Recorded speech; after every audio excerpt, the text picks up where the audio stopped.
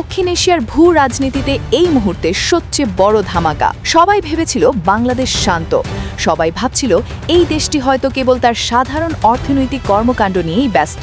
কিন্তু গত ২৪ ঘন্টায় ঢাকার ক্ষমতার অলিন্দ থেকে এমন একটি গোপন সামরিক ফাইল বাইরে এসেছে যা পুরো অঞ্চলের পাওয়ার ব্যালেন্সকে এক ঝটকায় ওলটপালট করে দিয়েছে।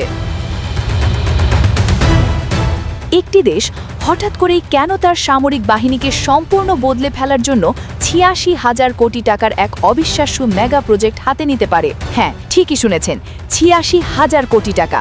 কিন্তু টুইস্টটা এখানে নয়, আসল চমকটা লুকিয়ে আছে এর নিখুঁত টাইমিংয়ে। ঠিক যেই মুহূর্তে দেশের সংসদ ভবনে এই মহাকাব্যিক মহাপরিকল্পনা ঘোষণা করা হচ্ছিল, ঠিক সেই মুহূর্তেই ঢাকা থেকে কিছুটা দূরে মানিকগঞ্জের এক প্রত্যন্ত অঞ্চলের সম্পূর্ণ যুদ্ধের সাজে গর্জে উঠছিল বাংলাদেশ সেনাবাহিনীর সাঁজোয়া যান ও ভারী অস্ত্রশস্ত্র।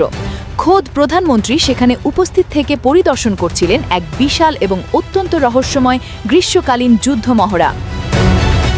কেউ কিছু বুঝে ওঠার আগেই পর্দার আড়ালে এক বিশাল রণকৌশল তৈরি হয়ে গেছে। কিন্তু কেন এই হঠাৎ মহড়া?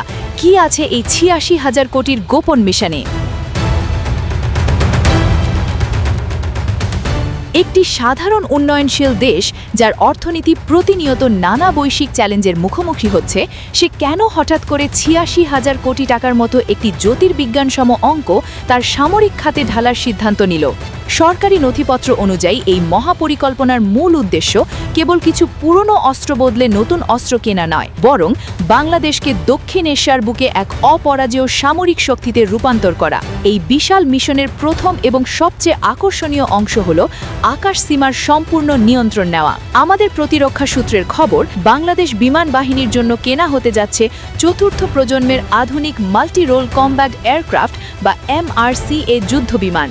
শুধু তাই নয়, শত্রুপক্ষের যে কোনো আকাশপথের আক্রমণকে নিমেষেই ধূলিসাৎ করে দিতে কেনা হচ্ছে আধুনিক মিসাইল ডিফেন্স সিস্টেম।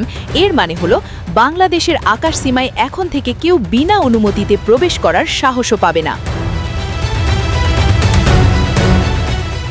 তবে এই পুরো মিশনের সবচেয়ে বড় চমকটি লুকিয়ে আছে স্থল এবং সমুদ্র সীমার সুরক্ষায়।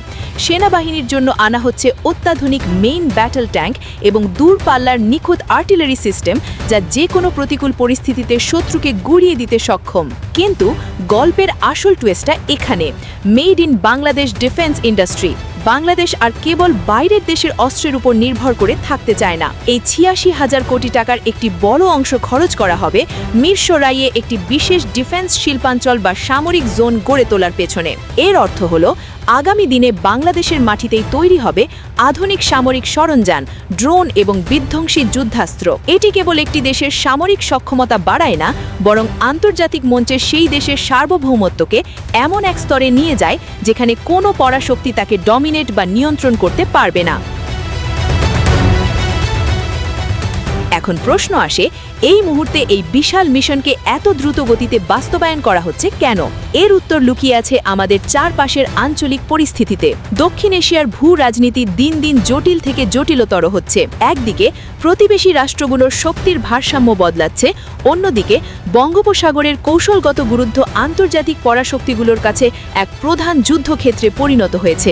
মানিকগঞ্জের সিঙ্গাইরে যে গ্রীষ্মকালীন মহড়াটি অনুষ্ঠিত হলো, সেটি আসলে পুরো বিশ্বের জন্য একটি নীরব বার্তা। সেই মহড়ায় সেনাবাহিনীর জওয়ানরা যেভাবে আধুনিক কৌশল ও যুদ্ধাস্ত্রের প্রদর্শন করেছেন, তা প্রমাণ করে যে এই ৮৬,০০০ কোটি টাকার মিশন কেবল কাগজের কলমেই সীমাবদ্ধ নেই, এর বাস্তবায়ন মাঠ পর্যায়ে ইতিমধ্যেই শুরু হয়ে গেছে। ৮৬,০০০ কোটি টাকার এই মেগা প্রজেক্ট কেবল ডিফেন্স বাজেট নয়, এটি হলো একবিংশ শতাব্দীতে বাংলাদেশের পরাশক্তি হয়ে ওঠার এক অলিখিত ও গোপন রোড ম্যাপ। আপনার কি মনে হয়, এই বিশাল সামরিক আধুনিকায়ন কি বাংলাদেশের সুরক্ষাকে সম্পূর্ণ বদলে দেবে? কমেন্ট করে আপনার মতামত জানান।